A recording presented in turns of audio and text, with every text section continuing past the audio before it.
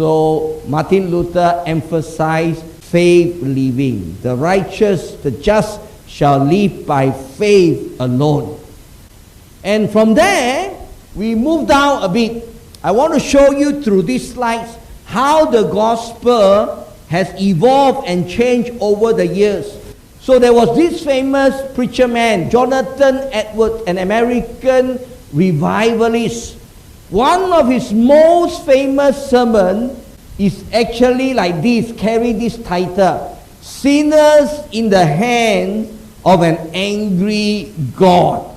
Sinners in the hand of an angry God. And there were legends that said when Jonathan Edwards preached this sermon, in the churches at that time, the people actually saw visions of hellfire, coming up from the middle of the floor in the church, and people were screaming and people were crying, don't send me to hell, don't send me to hell. So in fact, this sermon in some seminary you can still study it, because they believe that this was one of the sermons at that time that actually catalyzed the Great Awakening or a revival that came up in America. So sinners in the hand of an angry God. I don't think I will ever title my sermon like that, And I think any sermon title like that probably will have some kind of negative reaction. But there's another person, John Wesley, the father of Methodism or the father of the Methodist Church. He sort of echo what Jonathan Edwards said. He says what? He says that before I preach about grace, before I preach about the love of God, before I preach about the forgiveness of sin, I must talk about judgment and sin and a God who is going to compensate us accordingly.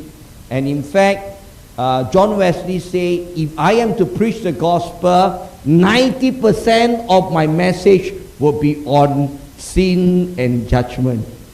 Only 10% on grace. So that was how it was.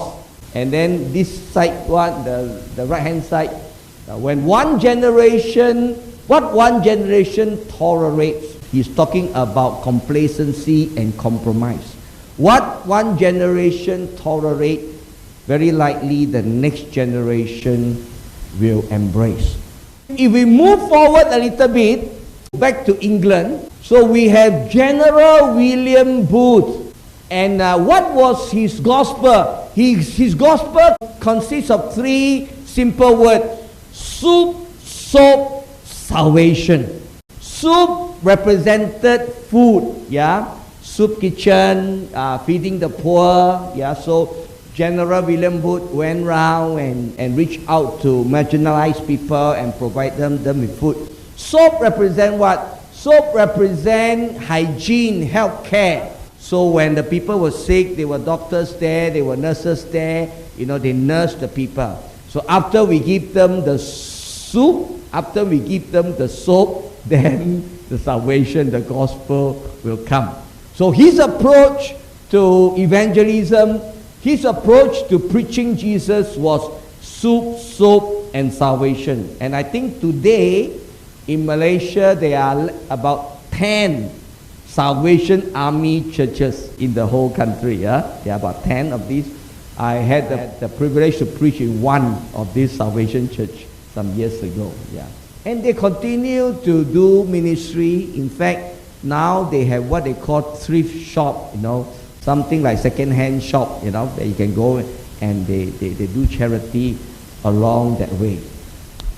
And if we move on, evangelism moved into more of a kind of mission work. In Africa, we have the famous name of Dr. David Livingstone. In China, we have Hudson Taylor. And here I highlight Amy Carmichael, an Irish missionary. She gave up everything and went to India to reach out to the orphans, the children on the street and so forth. So that was the style of evangelism at one point of our history. And of course, when we talk about mission work like that, assimilation to the local culture is very, very important. Yeah. So if you noted the picture here, you know, she actually followed the local culture. In fact, someone said, you know, Amy Carmichael ate the Indian curry and wore the Indian sari in order to, you know, assimilate to the local culture.